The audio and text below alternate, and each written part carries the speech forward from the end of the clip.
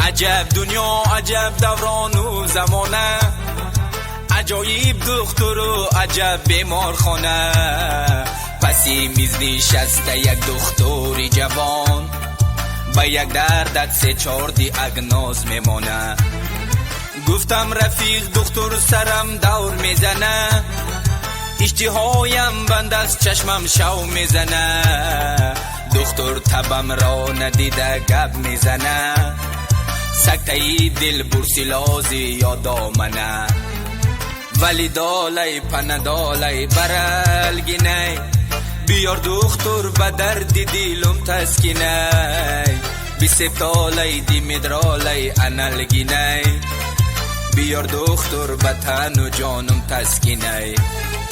ولی دالی پندالی برالگینه، بیار دختر به درد دیلم تسکینه. بی سبتالی دی مدرالی انالگینه، بیار دختر به تن و جانم تسکینه.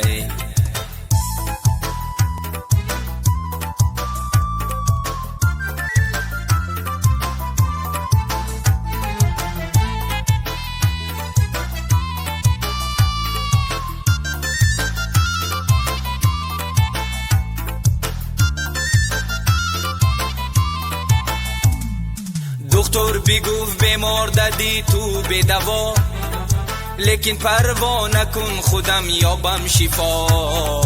بهوده نگفته بوده ان گذشته ها، پولت باشد در جنگل هم آش هم شوربا.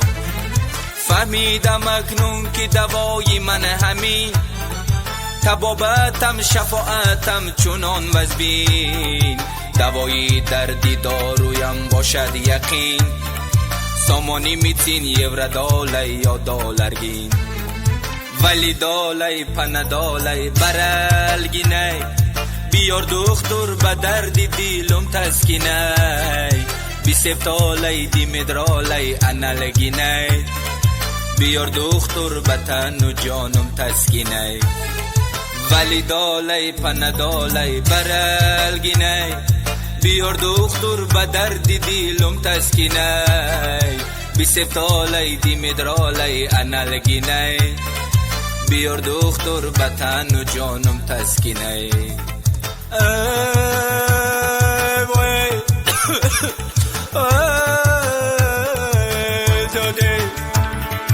ولی دالی پندالی برالگینه، بیار دختر به درد دیلم تسکینه.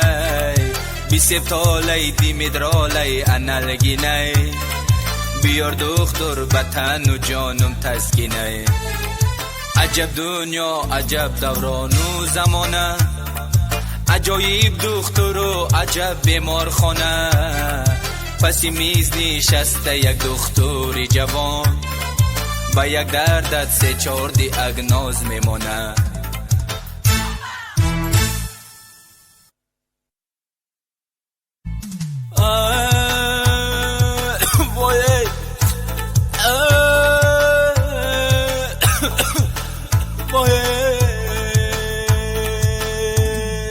عجب دنیا، عجب دوران و زمانه، عجایب دختر و عجب بیمارخانه. پسی میز نشسته یک دختر جوان، با یک دردت سه چار دیاگنوز میمانه. گفتم رفیق دکتر سرم دور میزنه،